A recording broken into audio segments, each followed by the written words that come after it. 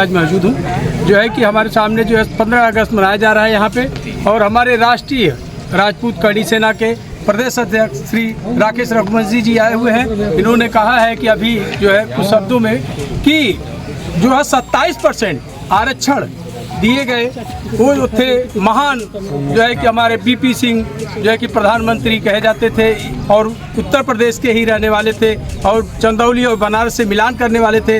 आज तक कोई एक प्रतिमा नहीं लगाई गई जो कि 27% आरक्षण दिया गया।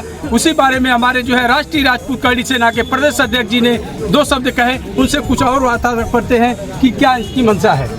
अध्यक्ष जी ये बताएं, जैसे आपने कहा कि इतने जो है कि प्रधानमंत्री मुख्यमंत्री सारे लोगों ने कहा और कभी भी माननीय बीपी जी का कोई थोड़ा सा भी चर्चा नहीं किया गया कि 27% आरक्षण देने के बाद भी उन्हें महत्व दिया गया।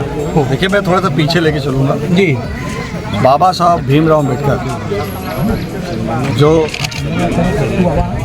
शिल्पी कहे जाते हैं, उनके साथ कई लोग थे, लेकिन बाबा साहब भीमराव अम्बेडकर को भी किसी ने सम्मान नहीं दिया। अगर उनको मरने पर भारत रत्न अगर किसी ने दिया तो विश्वनाथ प्रताप सिंह ने दिया, और उनका जो तैलचित्र लगा है, तैलचित्र जो सदन के अंदर लगा है, ये भी ठाकुर बाबा विश्वनाथ प्रताप सिंह ने किया। और तीसरा जो आरक्षण की बात है, 27% आरक्षण की जो फाइल थी वो सबके कुर्सियों पर पड़ी थी, कांग्रेसियों की कई लोगों की कुर्सियों पर पड़ी थी, लेकिन किसी ने हिम्मत नहीं जुटाई इन दलितों पिछड़ों की बातों, उनको दिमाग में नहीं आया कि दलित पिछड़े होते क्या, क्योंकि एक राजा थे, उनके पूर्वज राजा थे, वो राज्य चलाते थे, उनको पता था कि जो पीड़ित होता है, वंचित होता है, शोषित होता है, वो कैसा होता है, क्योंकि उनको प्रजा को उनको दुख तकलीफ पता था। इसलिए जब उनके टेबल पर आया तो उनको ये पता था कि ये 27% अगर रिजर्वेशन हम देंगे तो निश्चित है कि हमारी प्रधानमंत्री जैसी कुर्सी चली जाएगी।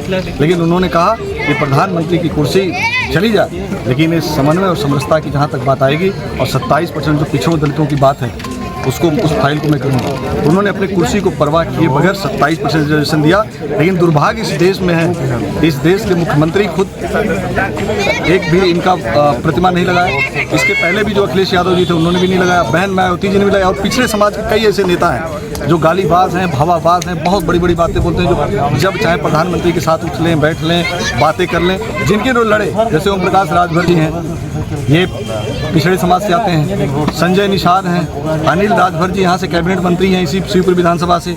ये लोग भी नहीं चाहते कि मतलब कि विश्वनाथ प्रताप सिंह की, ये लोगों को चाहिए कि सब मिलकर के विश्वनाथ प्रताप सिंह ने, जिन्होंने इनको 27% आरक्षण देकर के मुख्य धारा में लाने के लिए अपना सर्वस्व न्यौछावर कर दिया, अपनी कुर्सी न्यौछावर कर दी, उन लोगों को भी। अब भूदान में मैं बता दूं आपको, जो विनोबा भावे आंदोलन चल रहा था, विनोबा भावे के भू आंदोलन में भी सबसे ज़्यादा ज़मीन देने वाला विश्वनाथ प्रताप सिंह ने। कोई दाग नहीं, मुख्यमंत्री रहते हुए कोई एक सिंगल दाग नहीं, उन्होंने समाज के लिए अपना सर्वस्व न्यौछावर कर दिया।